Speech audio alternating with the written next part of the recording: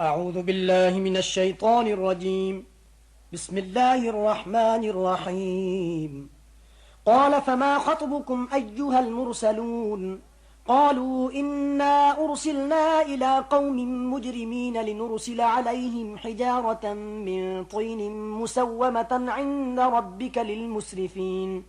فأخرجنا من كان فيها من المؤمنين فما وجدنا فيها غير بيت من المسلمين، وتركنا فيها آية للذين يخافون العذاب الأليم. وفي موسى إذ أرسلناه إلى فرعون بسلطان مبين فتولى بركنه وقال ساحر أو مجنون، فأخذناه وجنوده فنبذناهم في اليم وهو مليم. وفي عاد إذ أرسلنا عليهم الريح العقيم ما تذر من شيء أتت عليه إلا جعلته كالرميم. وفي ثمود إذ قيل لهم تمتعوا حتى حين فعتوا عن أمر ربهم فأخذتهم الصاعقة وهم ينظرون، فما استطاعوا من قيام وما كانوا منتصرين. وقوم نوح من قبل إنهم كانوا قوما فاسقين. والسماء بنيناها بأيد وإنا لموسعون والأرض فرشناها فنعم الماهدون. ومن كل شيء خلقنا زوجين لعلكم تذكرون. ففروا إلى الله إني لكم منه نذير مبين. ولا تجعلوا مع الله إلها آخر إني لكم منه نذير مبين. كذلك ما أتى الذين من قبلهم من رسول إلا قالوا ساحر أو مجنون أتواصوا به بل هم قوم طاغون. فتول عنهم فما أنت بملوم وذكر فإن الذكرى تنفع المؤمنين. وما خلقت الجن والإنس إلا ليعبدون ما أريد منهم من رزق وما أريد أن يطعمون إن الله هو الرزاق ذو القوة المتين. فإن للذين ظلموا ذنوبا مثل ذنوب أصحابهم فلا يستعجلون. فويل للذين كفروا من يومهم الذي يوعدون. بسم الله الرحمن الرحيم. والطور وكتاب مسطور في رق منشور والبيت المعمور والسقف المرفوع والبحر المسجور إن عذاب ربك لواقع ما له من دافع. يوم تمور السماء مورا وتسير الجبال سيرا. فويل يومئذ للمكذبين الذين هم في خوض يلعبون.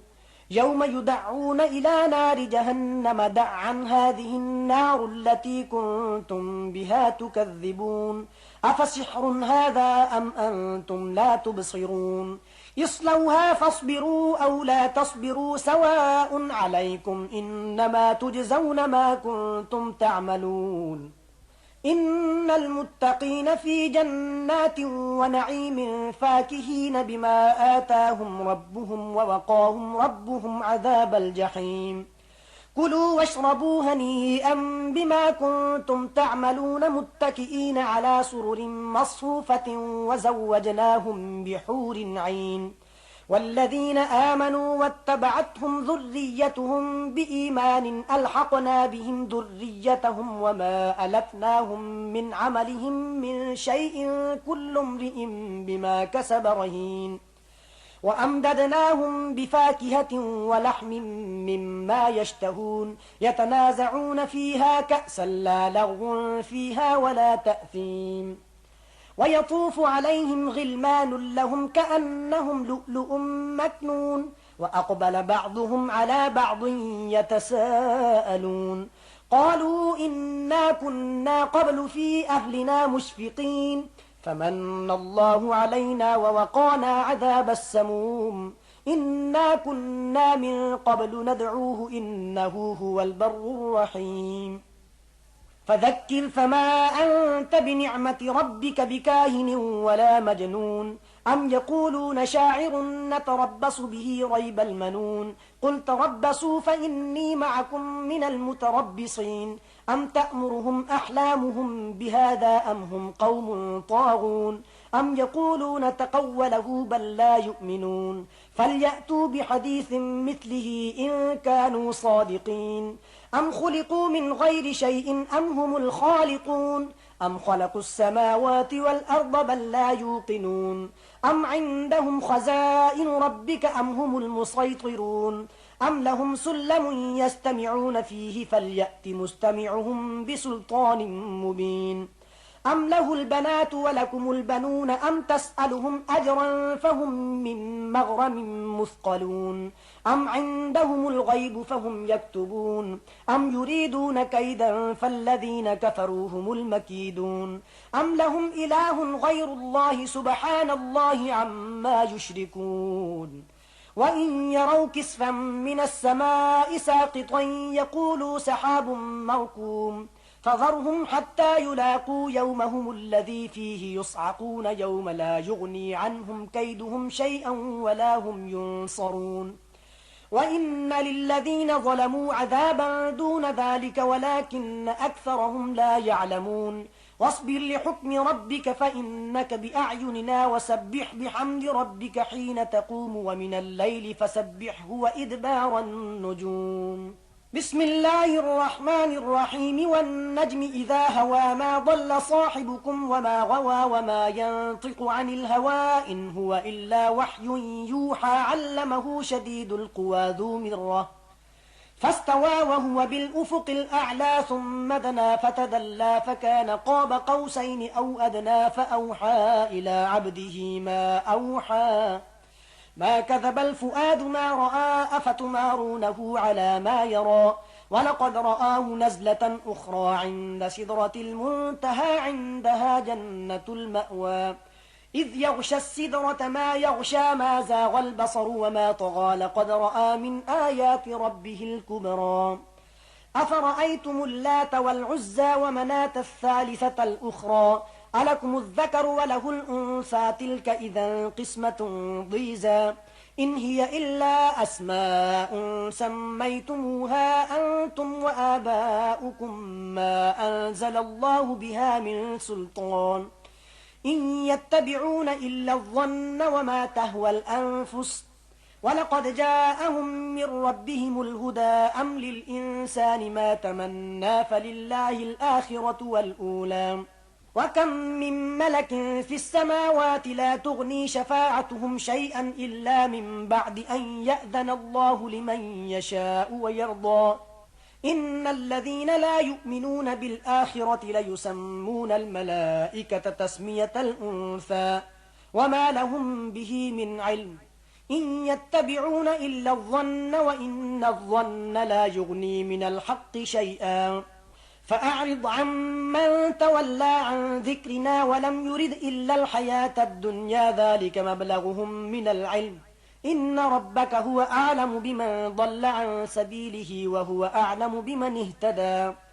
ولله ما في السماوات وما في الأرض ليجزي الذين أساءوا بما عملوا ويجزي الذين أحسنوا بالحسنى الذين يجتنبون كبائر الإثم والفواحش إلا اللمم إن ربك واسع المغفرة هو أعلم بكم إذ أنشأكم من الأرض وإذ أنتم أجنة في بطون أمهاتكم فلا تزكوا أنفسكم هو أعلم بمن اتقى أفرأيت الذي تولى وأعطى قليلا وأكدى عنده علم الغيب فهو يرى أم لم ينبأ بما في صحف موسى وإبراهيم الذي وفى ألا تزر وازرة وزر أخرى وأن ليس للإنسان إلا ما سعى وأن سعيه سوف يرى ثم يجزاه الجزاء الأوفى وأن إلى ربك المنتهى وأنه هو أضحك وأبكى وأنه هو أمات وأحيا وأنه خلق الزوجين الذكر والأنثى من نطفة إذا تمنى وأن عليه النشأة الأخرى وأنه هو أغنى وأقنى وأنه هو رب الشعرى وأنه أهلك عادا الأولى وثمود فما أبقى وقوم نوح من قبل إنهم كانوا هم أظلم وأطغى والمؤتفكة أهوى فغشاها ما غشا فبأي آلاء ربك تتمارى هذا نذير من النذر الأولى أزفت الآزفة ليس لها من دون الله كاشفة أفمن هذا الحديث تعجبون وتضحكون ولا تبكون وأنتم سامدون فاسجدوا لله واعبدوا بسم الله الرحمن الرحيم اقتربت الساعة وانشق القمر وإن يروا آية يعرضوا ويقولوا سحر مستمر وكذبوا واتبعوا أهواءهم وكل أمر مستقر ولقد جاءهم من الأنباء ما فيه مزدجر حكمة بالغة فما تغني النذر فتول عنهم يوم يدعو الداع إلى شيء نكر خش عن أبصارهم يخرجون من الأجداث كأنهم جراد منتشر مهطعين إلى الداع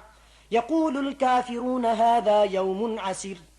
كذبت قبلهم قوم نوح فكذبوا عبدنا وقالوا مجنون وازدجر فدعا ربه أني مغلوب فانتصر ففتحنا أبواب السماء بماء منهمر وفجرنا الأرض عيونا فالتقى الماء على أمر قد قدر وحملناه على ذات ألواح ودسر تجري بأعيننا جزاء لمن كان كفر ولقد تركناها آية فهل من مدكر فكيف كان عذابي ونذر ولقد يسرنا القرآن للذكر فهل من مدكر كذبت عاد فكيف كان عذابي ونذر إنا أرسلنا عليهم ريحا صرصرا في يوم نحس مستمر تنزع الناس كأنهم أعجاز نخل منقعر فكيف كان عذابي ونذر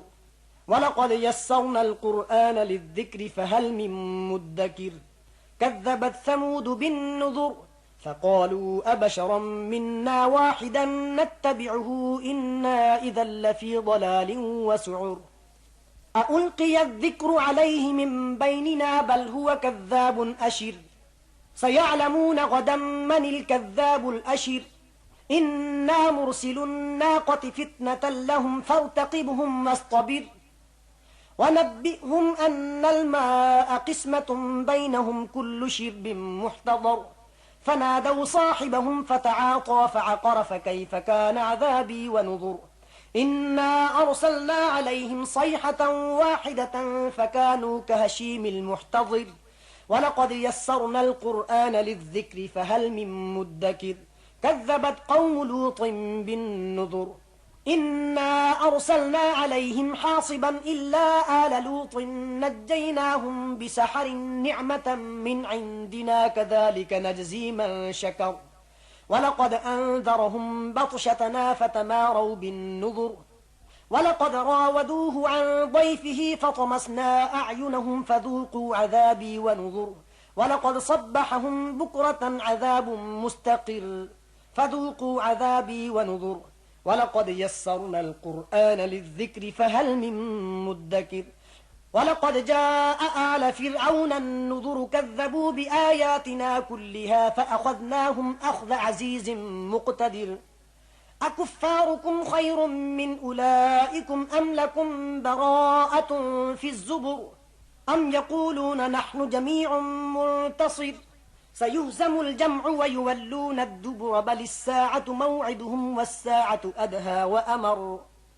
إن المجرمين في ضلال وسعر يوم يسحبون في النار على وجوههم ذوقوا مس سقر إنا كل شيء خلقناه بقدر وما أمرنا إلا واحدة كلمح بالبصر ولقد أهلكنا أشياعكم فهل من مدكر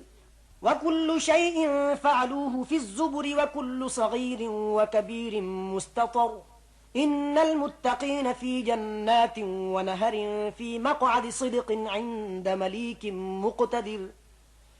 بسم الله الرحمن الرحيم الرحمن علم القرآن خلق الإنسان علمه البيان الشمس والقمر بحسبان والنجم والشجر يسجدان والسماء رفعها ووضع الميزان ألا تطغوا في الميزان وأقيموا الوزن بالقسط ولا تخسروا الميزان والأرض وضعها للأنام فيها فاكهة والنخل ذات الأكمام والحب ذو العصف والريحان فبأي آلاء ربكما تكذبان خلق الإنسان من صلصال كالفخار وخلق الجان من مارج من نار فبأي آلاء ربكما تكذبان رب المشرقين ورب المغربين فبأي آلاء ربكما تكذبان مرج البحرين يلتقيان بينهما برزخ لا يبغيان فبأي آلاء ربكما تكذبان يخرج منهما اللؤلؤ والمرجان فبأي آلاء ربكما تكذبان وله الجوار المنشآت في البحر كالأعلام فبأي آلاء ربكما تكذبان كل من عليها فان ويبقى وجه ربك ذو الجلال والإكرام فبأي آلاء ربكما تكذبان يسأله من في السماوات والأرض كل يوم هو في شأن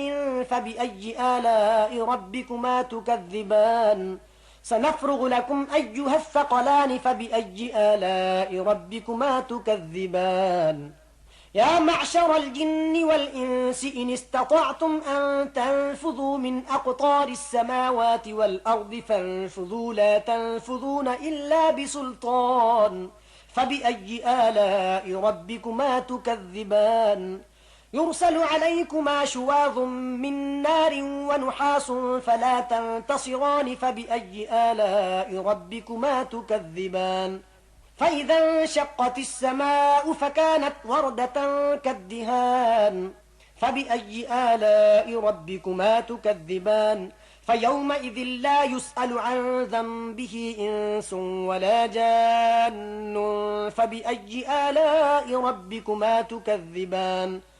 يعرف المجرمون بسيماهم فيؤخذ بالنواصي والأقدام فبأي آلاء ربكما تكذبان هذه جهنم التي يكذب بها المجرمون يطوفون بينها وبين حميم آن فبأي آلاء ربكما تكذبان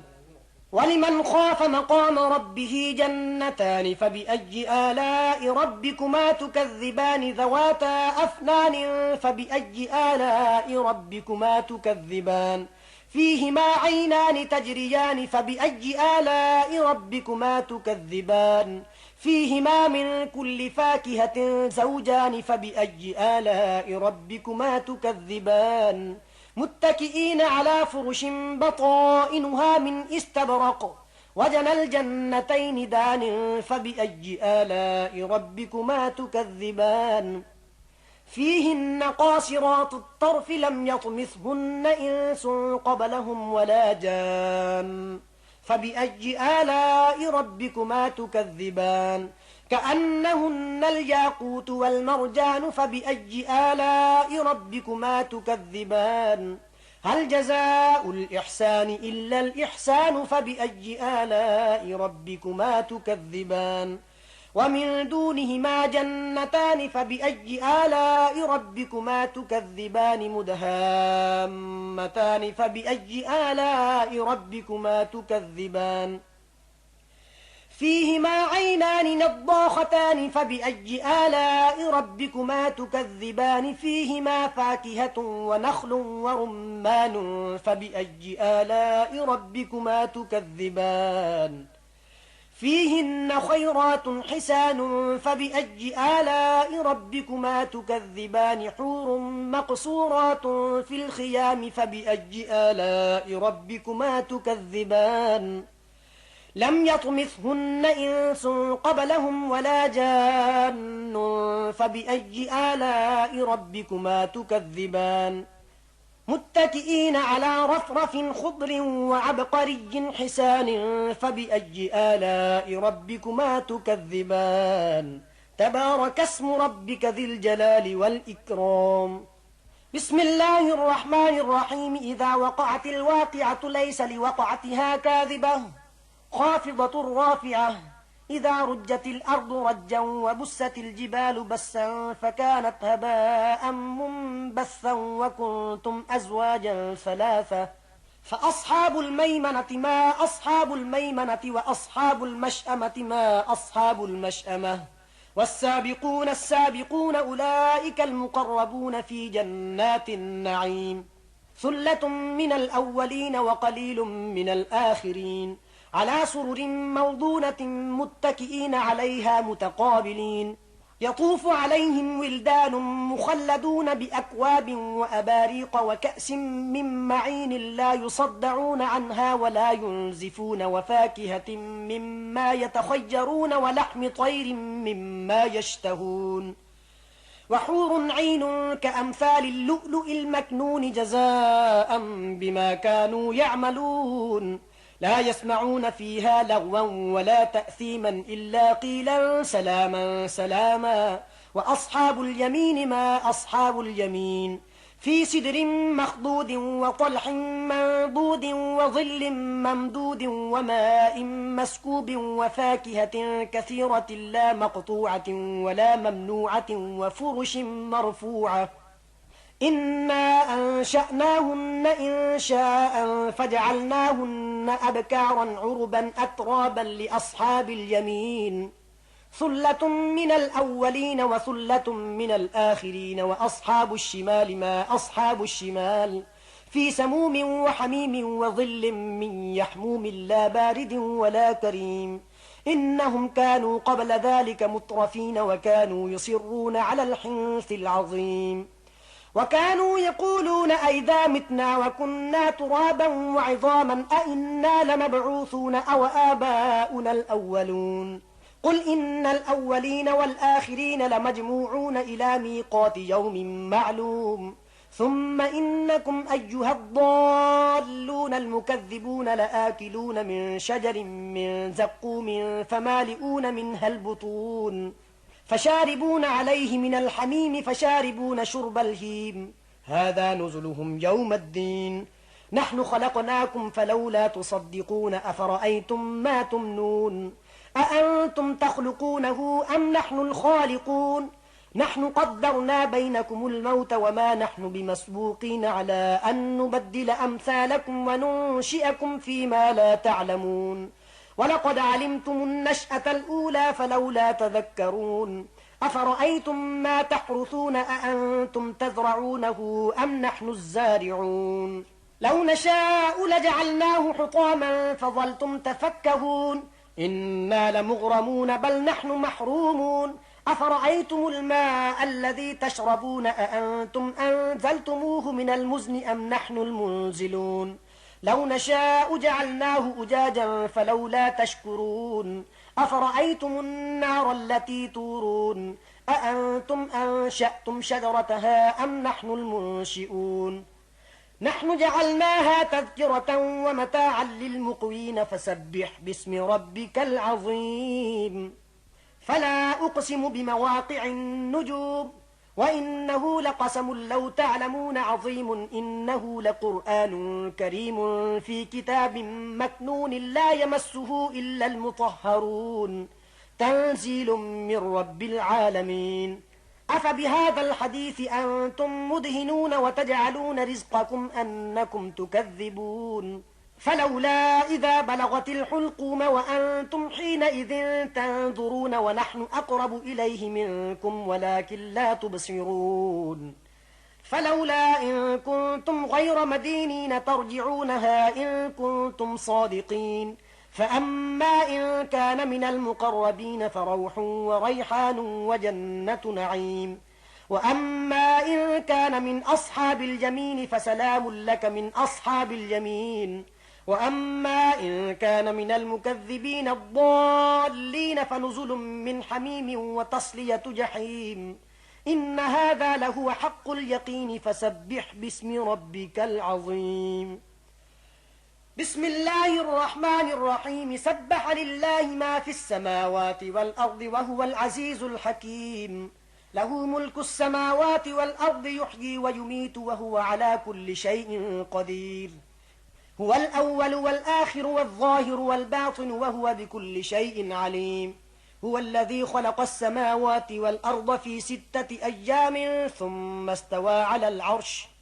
يعلم ما يلج في الأرض وما يخرج منها وما ينزل من السماء وما يعرج فيها وهو معكم أينما كنتم والله بما تعملون بصير.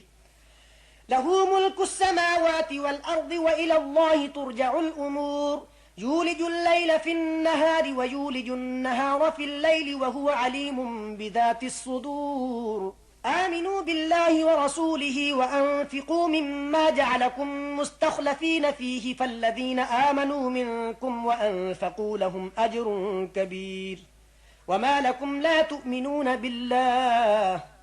والرسول يدعوكم لتؤمنوا بربكم وقد أخذ ميثاقكم إن كنتم مؤمنين. هو الذي ينزل على عبده آيات بينات ليخرجكم من الظلمات إلى النور وإن الله بكم لرؤوف رحيم. وما لكم ألا تنفقوا في سبيل الله ولله ميراث السماوات والأرض لا يستوي منكم من أنفق من قبل الفتح وقاتل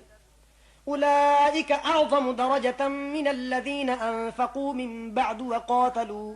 وكلا وعد الله الحسنى والله بما تعملون خبير. من ذا الذي يقرض الله قرضا حسنا فيضاعفه له وله أجر كريم.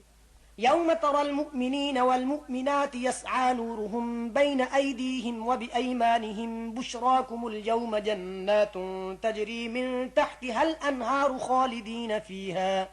ذلك هو الفوز العظيم. يوم يقول المنافقون والمنافقات للذين آمنوا انظرونا نقتبس من نوركم قيل ارجعوا وراءكم فالتمسوا نورا فضرب بينهم بسور له باب باطنه فيه الرحمة وظاهره من قبله العذاب. ينادونهم ألم نكن معكم قالوا بلى ولكنكم فتنتم أنفسكم وتربصتم وارتبتم وغرتكم الأماني حتى جاء أمر الله وغركم بالله الغرور. فاليوم لا يؤخذ منكم فدية ولا من الذين كفروا مأواكم النار هي مولاكم وبئس المصير. ألم يأن للذين آمنوا أن تخشع قلوبهم لذكر الله وما نزل من الحق ولا يكونوا كالذين أوتوا الكتاب من قبل فطال عليهم الأمد فقست قلوبهم وكثير منهم فاسقون. اعلموا أن الله يحيي الأرض بعد موتها قد بينا لكم الآيات لعلكم تعقلون. إن المصدقين والمصدقات وأقرضوا الله قرضا حسنا يضاعف لهم ولهم أجر كريم. والذين آمنوا بالله ورسله أولئك هم الصديقون والشهداء عند ربهم لهم أجرهم ونورهم. والذين كفروا وكذبوا بآياتنا أولئك أصحاب الجحيم. اعلموا أنما الحياة الدنيا لعب ولهو وزينة وتفاخر بينكم وتكاثر في الأموال والأولاد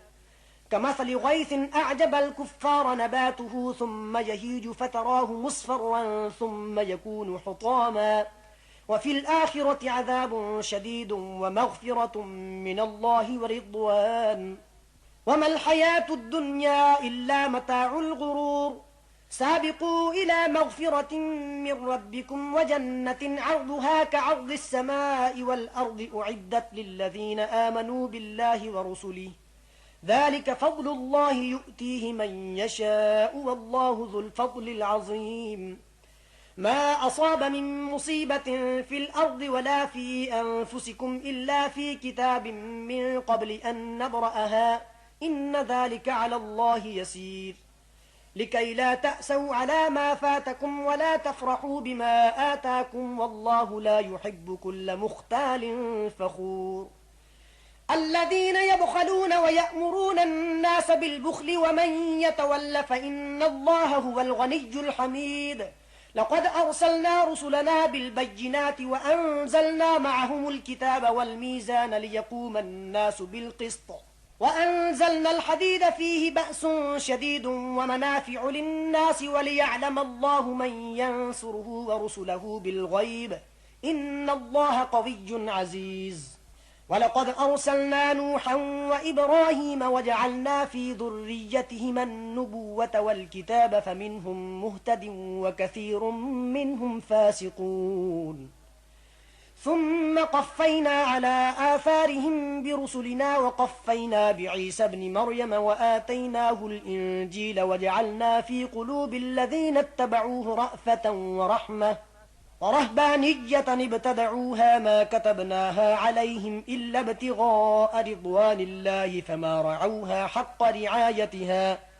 فآتينا الذين آمنوا منهم أجرهم وكثير منهم فاسقون يا أيها الذين آمنوا اتقوا الله وآمنوا برسوله يؤتكم كفلين من رحمته ويجعل لكم نورا تمشون به ويغفر لكم والله غفور رحيم لئلا يعلم أهل الكتاب ألا يقدرون على شيء من فضل الله وأن الفضل بيد الله يؤتيه من يشاء والله ذو الفضل العظيم صدق الله العظيم